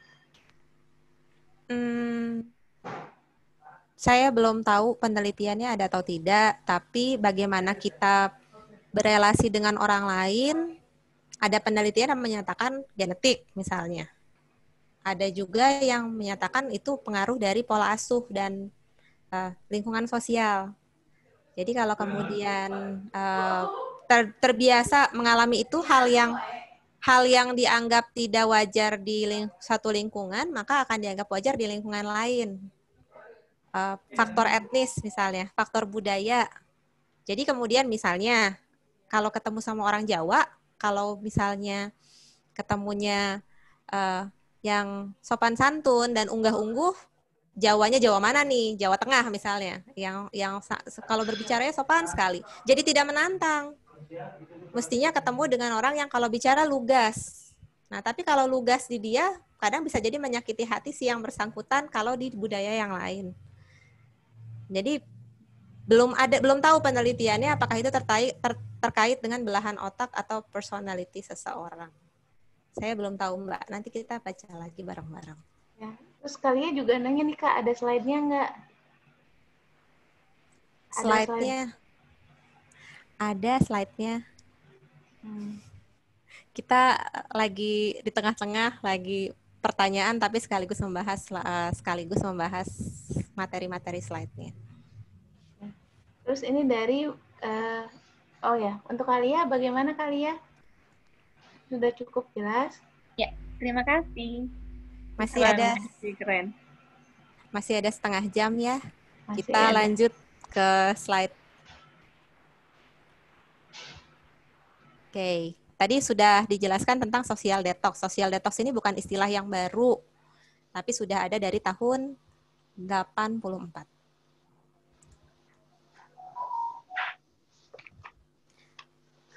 Konteksnya rehabilitasi narkoba, rehabilitasi alkohol. Jadi penelitiannya kemudian terkait dengan istilahnya social detoxification.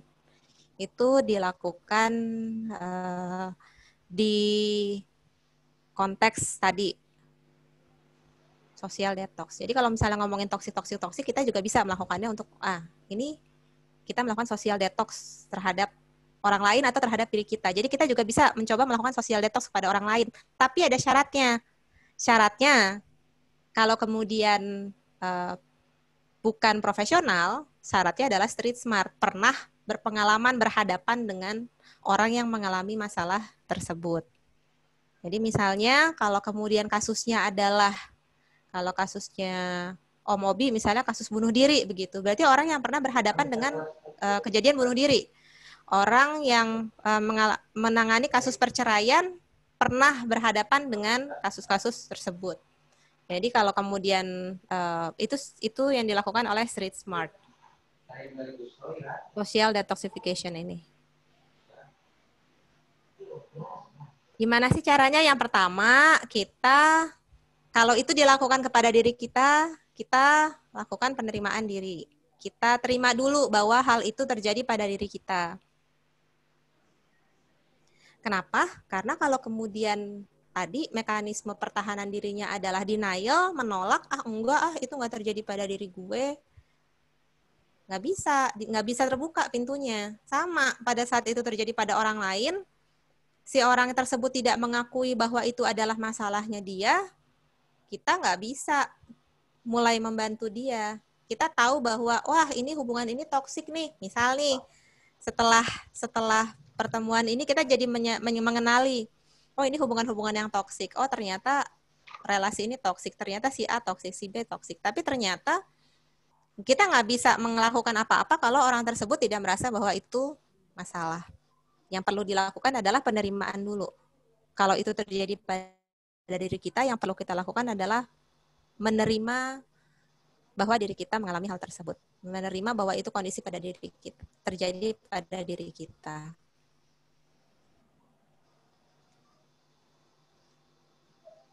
Kedua, kita mengapresiasi diri kita dulu. Jadi untuk saat lingkungan kita ada banyak orang toksik, kita dikelilingi oleh orang-orang yang toksik. Coba kita apresiasi diri kita dulu. Jadi kita berikan penghargaan kepada diri kita dulu. Kita lihat apa yang ada pada diri kita, kekuatan diri kita. Kalaupun kemudian kita punya kelemahan diri, maka kelemahan diri kita sebenarnya bisa jadi kekuatan jika berada di lingkungan yang tepat.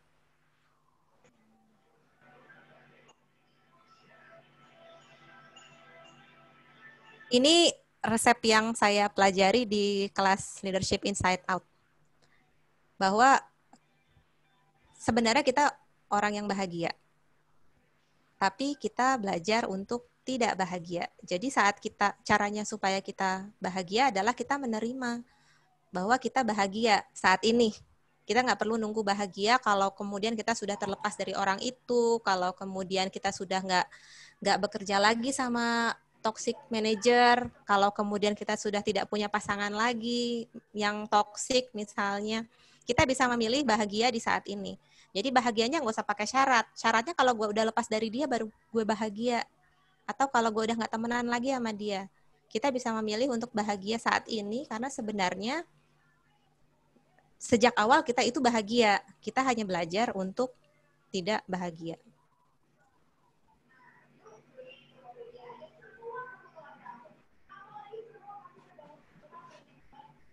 Nah, ini tadi yang disampaikan terkait dengan penerimaan diri. Kita peluk kelemahan kita. Jadi dari kelemahan-kelemahan kita, misalnya saya orang yang tidak bisa bicara di depan umum. Saya orang yang tidak suka tampil misalnya. Saya orang yang tidak bisa memerintah orang lain. Saya orang yang curigaan misalnya. Saya orang yang curigaan itu dianggapnya bisa menjadi kelemahan kita.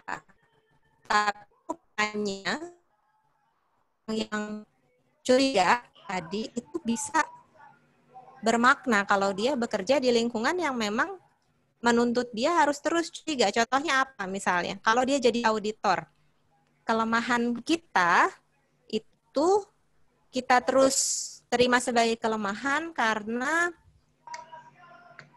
tidak diberdayakan di tempat yang tepat. Gue nggak suka bersaing sama orang lain. Oh, nggak taunya nggak suka bersaing itu kerjaannya ngajak kerja sama. Kalau kita kolaborasi aja gitu. Orang yang nggak suka bersaing, nggak suka berkompetisi itu biasanya adalah orang yang lebih suka dalam kondisi yang setara, mengajak bekerja sama. Ada lagi misalnya nggak suka, kalau punya teman yang kalau lagi ada konflik kerjaannya menghilang. Jadi misal nih lagi ada situasi politik, si A melawan si B, atau nanti bentar lagi bulan September, 30 September PKI. Nah, nanti akan ada ribut tuh 30 September PKI apa enggak. Nah, orangnya hilang gitu. Nah, itu adalah orang yang dia sebenarnya menyukai kedamaian. Kalau kita bilang orangnya pengecut, nggak taunya dia lebih suka kondisi yang damai. Nah, orang yang kondisinya damai ini gimana sih?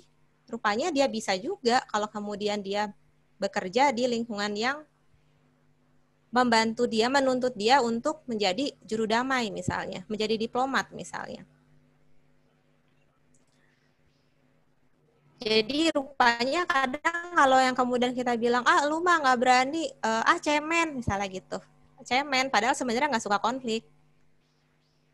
Nah, pada saat kemudian kita menyadari bahwa di balik kelemahan kita itu kita bisa loh menjadikannya sebagai kekuatan. Nah, itu kemudian bisa membantu kita untuk mengarah menjadi keluar dari lingkungan pikiran kita sendiri yang mulai terkena racun-racun atau toksik-toksik tadi. Sama bagaimana kemudian kita melihat orang lain pada saat dia sebagai orang yang toksik, sebenarnya kita juga bisa melihat bahwa jangan-jangan orang ini menjadi toksik karena dia tidak berada di tempat yang sebagaimana mestinya. Misalnya, dia hanya menyukai satu pekerjaan, tapi dia tidak menyukai pekerjaan lain. Jadi pekerjaan lainnya itu dia kasih ke orang lain, dan akhirnya jadinya nyebelin banget, nyuruh-nyuruh mulu. Gitu. Ternyata dia nggak suka dengan pekerjaan itu.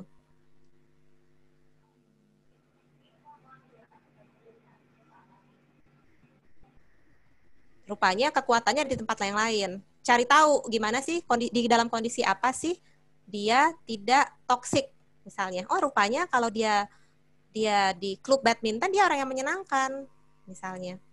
Atau dalam kondisi yang lain dia orang yang menyenangkan, ya berarti kekuatan dia ada di situ. Karena hal tersebut juga bisa terjadi pada diri kita. Hal tersebut bisa terjadi pada diri kita, tapi kita belum berada pada kondisi tersebut.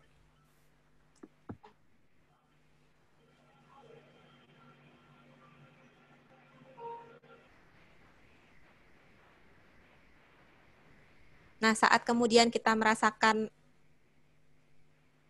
pada saat kita berhadapan dengan orang-orang yang toksik, kita juga kerap kali merasakan emosi-emosi negatif. Emosi negatif tadi yang berpengaruh terhadap tubuh kita. Nah, yang perlu kita lakukan adalah kita menerima bahwa kita merasakan emosi-emosi negatif tersebut. Saat kemudian kita memiliki suatu perasaan tidak nyaman, maka perasaan tidak nyaman itu kita beri nama. Apa namanya? Apakah itu marah? Apakah itu sedih? Apakah itu kecewa? Apakah itu benci? Kemudian emosi tersebut kita maknakan, menandakan apa keberadaan emosi tersebut? Apa makna dari adanya emosi negatif tersebut terhadap diri kita? Jadi kadang keberadaan, misal nih kita itu bisa jadi menyadari bahwa nggak mungkin keberadaan orang itu nggak ada maksudnya gitu. Jadi seorang toxic person itu hadir di dalam kehidupan kita itu ada maknanya. Kadang kemudian membuat kita bertumbuh minimal supaya kita nggak jadi seperti dia. Nah, tapi kemudian kita merasakan emosi seperti apa ke orang itu, ke si A. Gue ngerasa sebel banget. Sebelnya kenapa? Kecewanya kenapa? Khawatirnya kenapa? Sebelnya karena gue nggak suka sama dia, karena dia orangnya suka marah-marahin orang. Nggak pernah ngelihat tempat. Bisa bikin malu orang lain. Kenapa kemudian? Apa yang kemudian Anda khawatirkan dari situ? Gue nggak mau jadi kayak dia. Gitu. Kalau gue jadi pemimpin, gue nggak akan jadi kayak dia. Jadi itu menjadi panduan kepada diri kita untuk oke, saya tidak akan menjadi orang yang seperti itu. Negatif emotionnya kita itu ternyata membantu kita untuk mencegah diri kita supaya nggak seperti orang-orang yang tadi, yang toxic person tadi. Cuman yang perlu diingat tadi, kalau kemudian emosinya adalah benci, kalau emosinya adalah benci itu malah kemudian bisa jadi aspek-aspek yang ada di dalam diri kita, tapi kemudian kita hindari. Jadi kita nggak mau ngaku bahwa kita ada unsur di situ. Jadi kalau bisa jangan benci, sedang-sedang aja. Kesal boleh, marah boleh, tapi kalau kemudian benci, nah itu ada muatan kognitifnya, ada muatan yang lain. Benci banget gue. Kenapa benci? Ternyata itu memicu sesuatu yang ada di dalam diri kita. Contoh, masa lalu kita misalnya. Dibully. Tadi sudah disampaikan tentang konsep diri. Bahwa kalau dulu ternyata keberadaan toxic people tersebut mengingatkan kita kepada orang yang ada di masa lalu kita.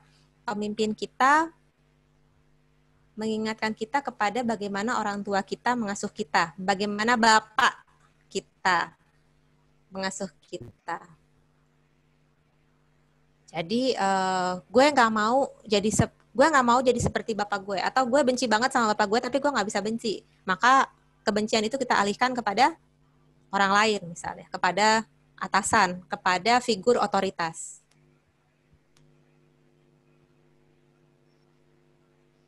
Bullying ini sekarang bukan hanya di masa lalu, bukan hanya di SMP, SMA, tapi juga media sosial misalnya.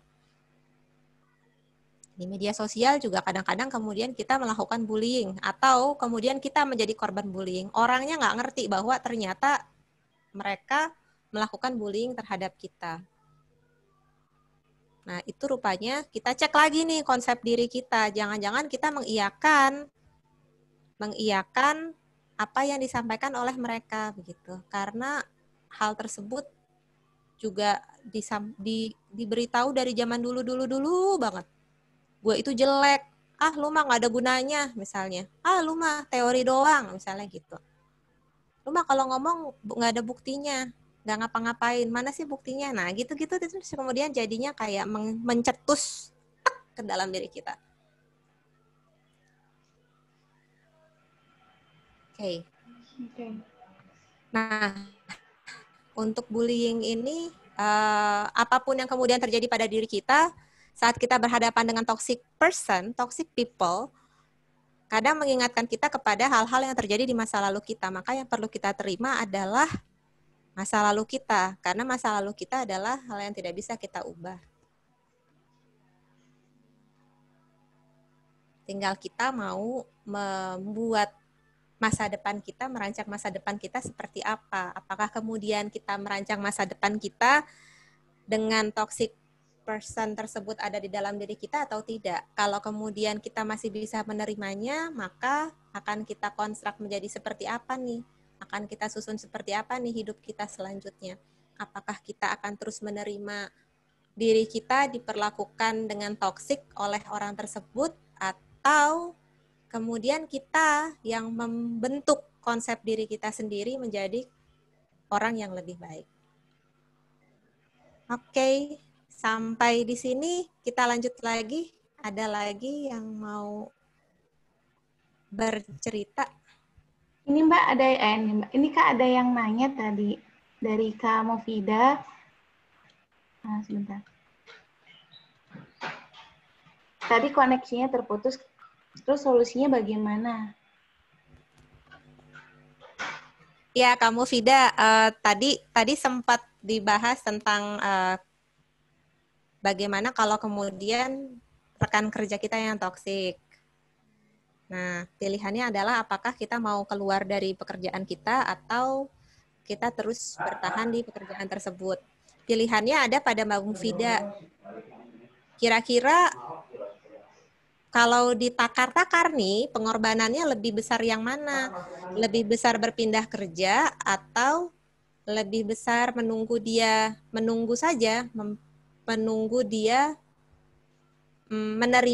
menerima kondisi tersebut. Jadi kalau menerima kondisi tersebut, apa efeknya kepada Mbak Mufidah? Nah, kalau kemudian ternyata ongkosnya lebih besar, ongkos itu dalam arti ongkos sosial. Misal jadi malas kerja kan kemudian ada kosnya. Jadi nggak nyaman. Nah, itu nantinya Mbak Mufidah sendiri yang bisa memutuskan kira-kira social cost-nya lebih besar mana ya buat saya, keluar dari pekerjaan atau menerima kondisi ini. Kalau menerima kondisi ini berarti yang diubah adalah kitanya. Bagaimana cara kita melihat orang tersebut.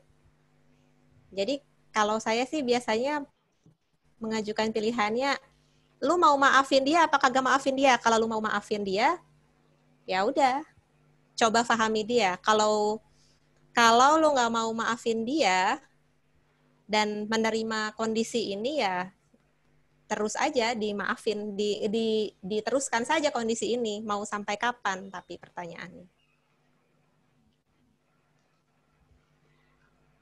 Bagaimana kamu, Fida? Sudah cukup jelas? Fidanya mana? Oke. Terima kasih, Mbak. Ya, semoga cepat sembuh, Ibu. Iya. Terima kasih. Semoga cepat Enak, sembuh Mbak. juga. Saya sekarang banyak di lingkungan positif, jadi agak termotivasi cepat sembuh. Terima kasih, Mbak. Ya, yang saya sekarang tahu jawabannya. Ya Kak Hesti, ini Om Pras mau nanya, Om Pras mau mau pakai mic apa bagaimana Om Pras? Kak Pras dong. Jangan dipanggil Kak, masa gue nggak dipanggil Kak? Oh iya Kak Pras. Iya. Tadi nanya, tapi setelah dilanjutkan oleh Mbak Esti ada terjawab. Nah, sehingga sekarang lebih ke checking understanding, checking my understanding. Jadi sebetulnya istilah toxic, ini toxic person atau toxic relationship? Jadinya, kalau ini kaitannya dengan hubungan. Itu berarti kan tanya satu ya. Boleh dijawab dulu deh, habis itu menentukan yang berikutnya. Ya, jadi kalau kaitannya adalah sebenarnya lebih ke toxic relationship, Pak. Karena orang yang toxic itu rupanya dia bisa menampilkan dirinya yang lain dalam konteks situasi yang lain. Jadi saat di situasi A dia menampilkan dirinya seperti ini, situasi B menampilkan dirinya yang seperti ini. Sehingga toksiknya berlakunya ke relationship itu. Relationship. Artinya ini kan bukan soal benar salah akhirnya ya. Karena saya boleh jadi di satu konteks itu menjadi toksik bagi orang lain. Ini aja misalnya di grupnya TOS Ideas itu kan saya menjelma menjadi manusia yang menakutkan. Putih sama Kang Pur. Dan kemudian saya juga di satu konteks tertentu, misalnya di korporasi, atau di waktu ngajar saja, saya jadi dosen yang ketika ngajar itu sangat menyenangkan, begitu ngasih nilai itu sangat menjijikkan. Gitu. Artinya gini, ada kalanya kita ketika memang akhirnya menjadi korban, tidak mampu mengambil manfaat dari situasi tertentu. Misalnya saya keras di satu konteks sehingga ya contohnya misalnya sebelum inti makna kan namanya titik 7. Dari 5 orang yang bergabung, 4 chief, 3 resign, tinggal Asti. Mungkin Asti itu sudah melakukan acceptance mungkin ya. Yang 3 resign itu. Pada saat saya melakukan itu, secara sadar saya melakukan itu. Ada satu situasi yang ini perlu saya keraskan. Nah, ketika dikeraskan, ya itu tadi ya, akhirnya menganggap bahwa ini sebuah relationship yang boleh jadi toksik bagi orang itu. Tetapi kan niat saya tidak untuk menyakiti orang. Niat saya itu untuk menguatkan orang, kemudian menjadikan kita ini tangguh. Misalnya seperti itu. Nah, sehingga ini berarti bukan soal benar salah ya. Ini hanya untuk menjelaskan satu fenomena. Di mana tadi, lalu bagaimana? Nah, bagaimananya itu akhirnya dijelaskan oleh Mbak Hesti, kuncinya terletak kepada orang yang menamakan ini sebagai toksik. Ketika dia mengatakan ini sebagai toksik, Mbak Hesti mengatakan, oke, lu mau keluar dari relationship ini atau tidak?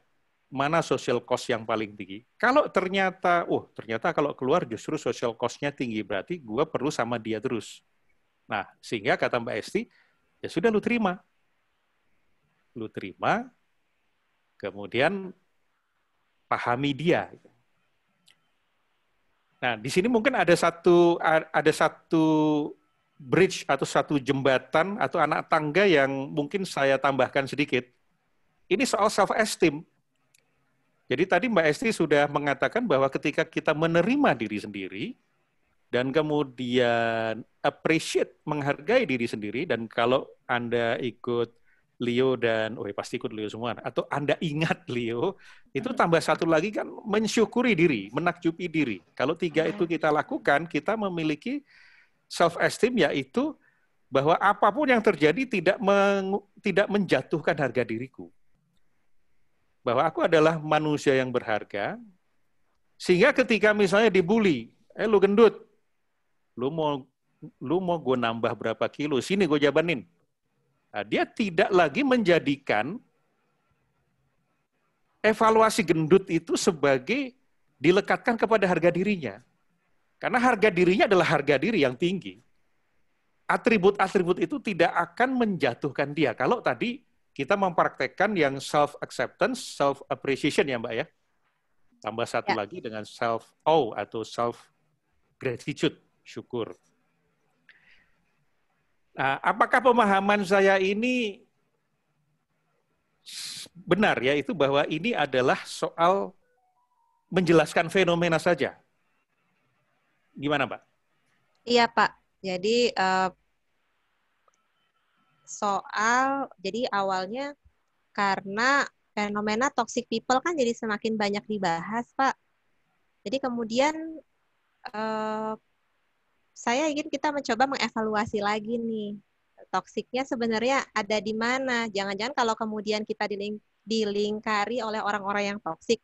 Contoh misalnya, saat sosial media saya isinya adalah teman-teman yang setiap hari misalnya melakukan hujatan, setiap hari melakukan komplain misalnya. Nah, kemudian kita jadinya ngomel kan, tiap hari jadinya ngomel gitu. Oh, gimana sih nih pemerintah begini-begini misalnya.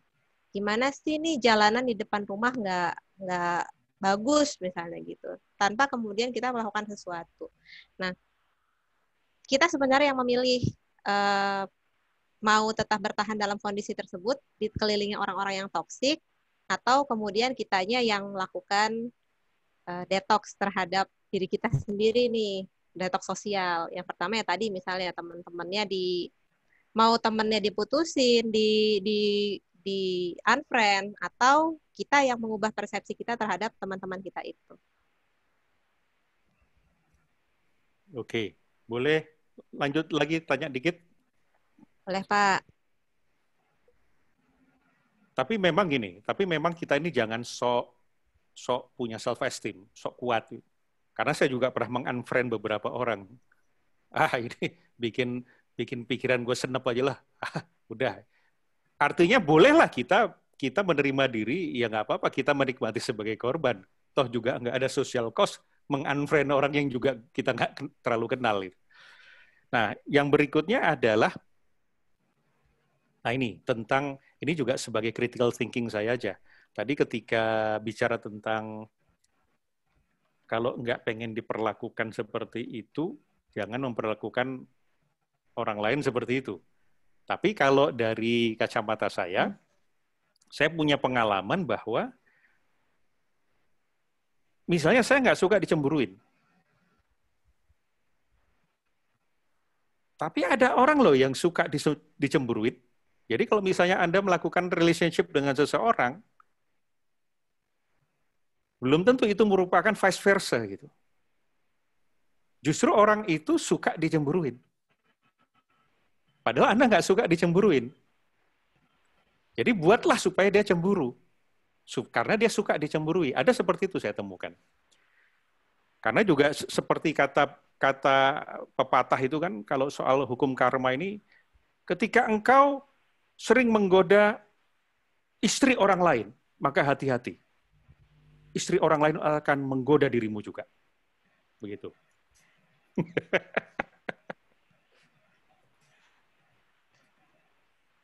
Ya itu aja sih ini. Lanjutan tentang kritisisasi yang ya ini menjadi bisa pembahasan yang lebih lanjut lah nantinya. Makasih, Pak. Ya, makasih Pak Pras. Ada pertanyaan kayaknya Mbak Syifa. Pak Pras, apakah perlu ditanggapi, Pak? Ini ada yang menanggapi, Kak. Kak Pras ada yang menanggapi. Saya jadi ingat di tahun 2015 di satu sesi kelas offline Kak Pras menyampaikan hakikat segala sesuatu itu sejatinya netral.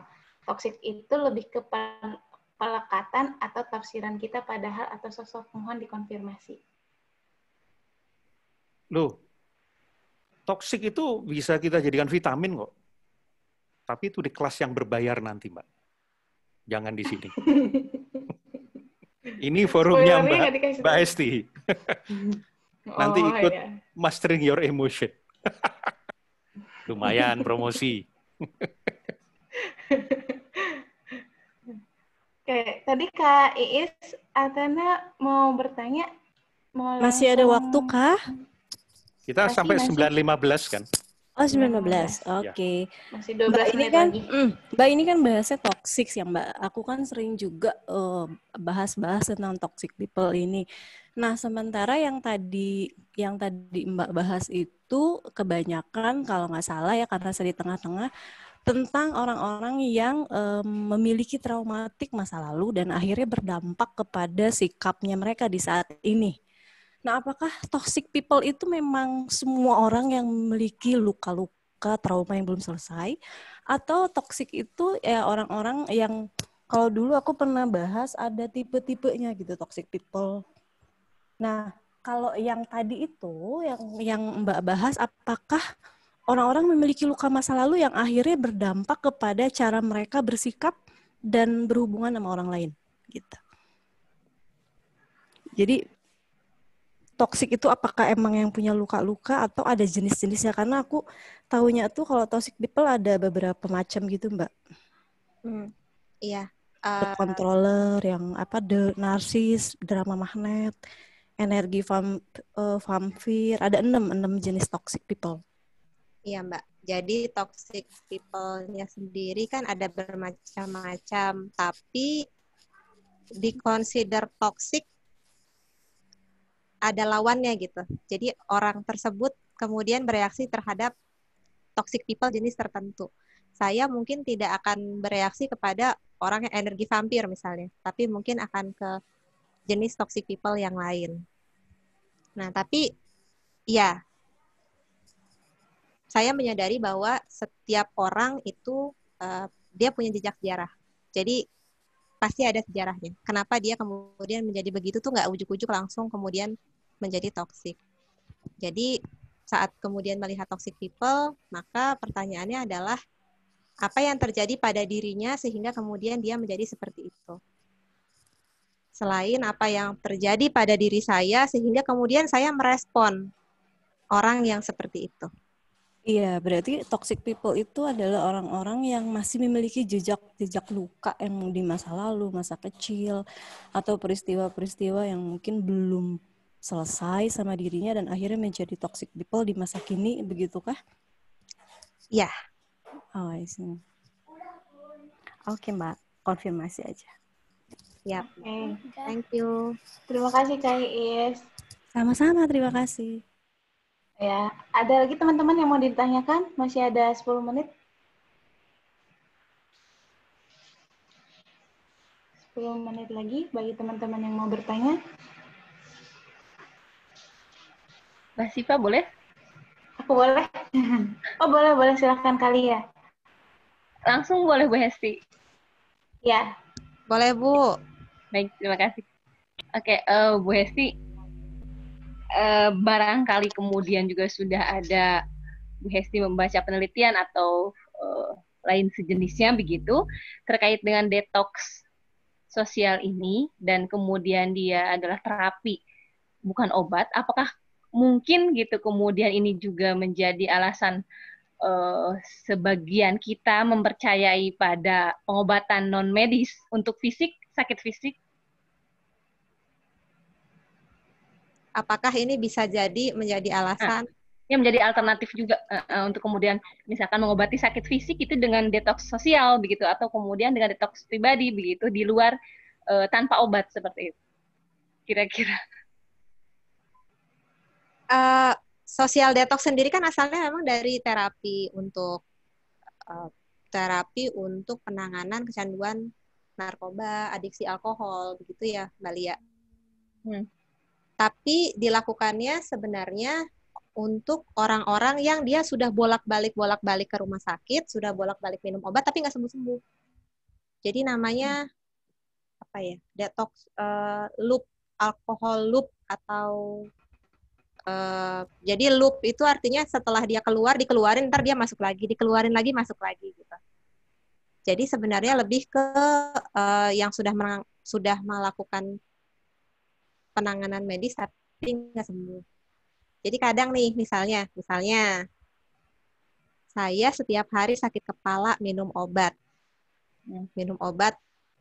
pusing misalnya, Paramex, tapi sakit kepala saya nggak sembuh-sembuh. Ternyata sakit kepala saya gara-gara setiap hari saya berhadapan dengan, tiap kali saya ke kantor, saya ketemu sama atasan saya. Ternyata sakit kepala saya karena atasan saya setelah dievaluasi. Nah, tapi kan itu kan jarang ditanyakan ya.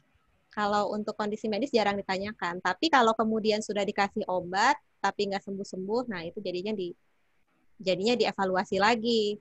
Lingkungan sosialnya seperti apa? Oke. Ya, cukup terjawab Bu Hesti. Jadi intinya mudah-mudahan ini kemudian jadi kesadaran bersama ya. Kalau kemudian ketika kita mengupayakan medis gitu ya dengan farmasi dan sebagainya, di situ juga ada kemungkinan untuk upaya yang lain begitu, detox yang lain. Begitu. Iya. Terima kasih Bu Hesti.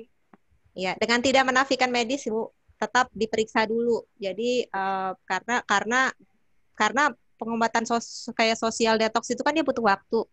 Sedangkan kalau medis pengobatannya akan lebih cepat. Jadi kalau yang urgent untuk sakit kronis misalnya untuk para dokter, maka yang perlu dilakukan pasti medis dulu.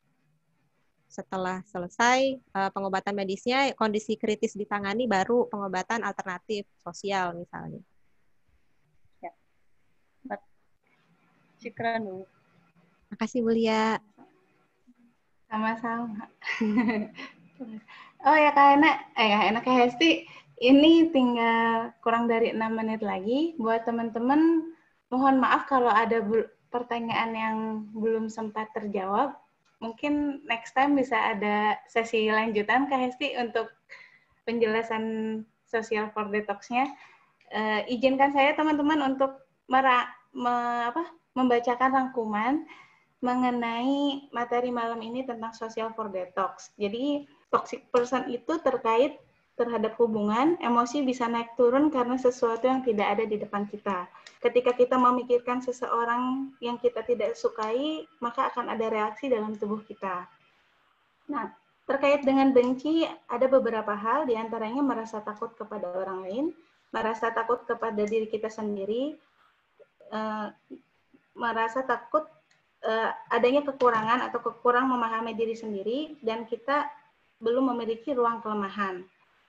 Nah, ketika kita belum memiliki ruang kelemahan, maka kita kurang menyayangi diri sendiri. Lalu kebencian itu juga terjadi karena ada sisi kosong yang diisi dan lingkungan yang mengajarkan untuk membenci orang lain. Lalu ini tadi ada beberapa pertanyaan yang sudah saya rangkum juga. Kita juga bisa menjadi pelaku untuk social rejection, tapi ada batasannya. Pertama yaitu melakukan itu sebagai pelajaran sosial. ada istilah bahwa Anda memperlakukan orang lain sebagaimana Anda ingin diperlakukan.